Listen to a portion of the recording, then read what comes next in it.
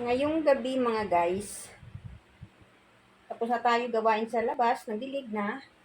So, magtutupi ako ng aking linabhan. Ayan mga guys. Pasok tayo sa may waga kong kwarto. Ayan. Arugoy, ang aking bilbildong. Pasensyahan nyo na guys ang kwarto ko. Ala, ang bilbil ko. Lumalabas. Pasintabi. Pasintabi sa bilbil ni Lala niya.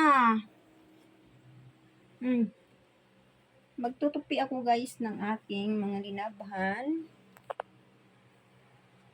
Thank you for watching.